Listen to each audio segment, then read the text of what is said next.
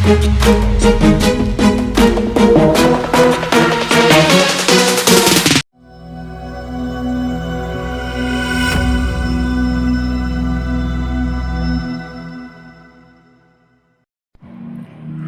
back to my YouTube channel guys, at welcome din sa ating panibagong episode.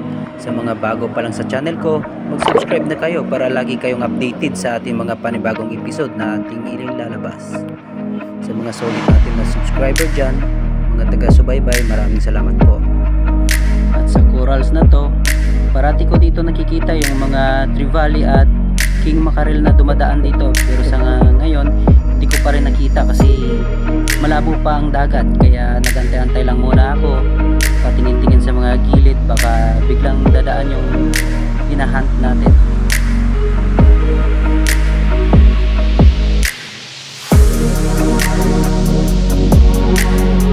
At this time may nakita akong gumagalaw, pero nung pagtingin ko ng maayos ay isa pala itong sea turtles. Kaya nagantay pa ako dito. At wala talaga dito ang inaantay natin na King Mackerel, kaya let's go back to the surface.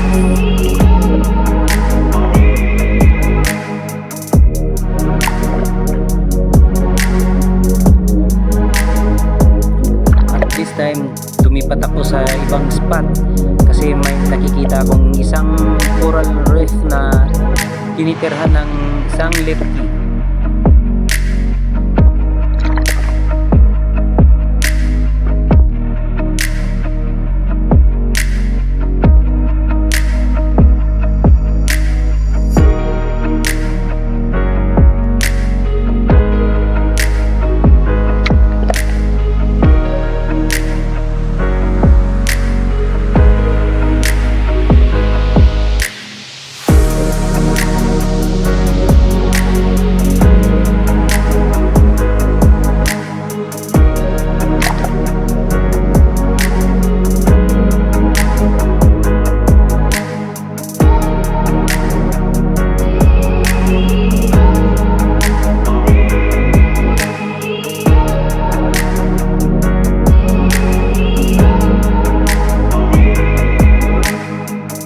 Sa spot na to, dito ko yung nakita isang lipstick around 2 kilos.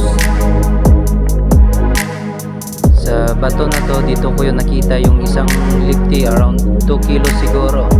Pero nung tinignan ko sa gilid at gilid, wala talaga siya dito, kaya nagantay-antay muna ako dito, baka gumala lang siya.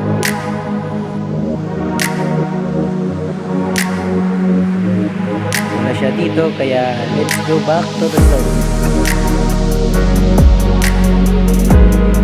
Sobrang ulan ko dito nung paahon na ako, may biglang lumabas sa spot na to, isang grouper. Kaya antayin natin muna, magpahinga muna tayo ng ayos.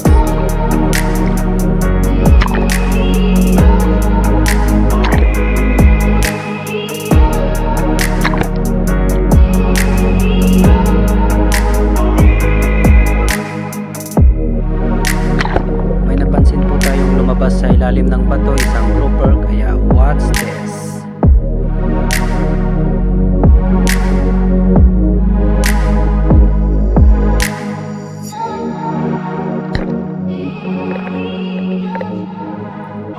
Isa pala itong coral grouper, around 3 kilos.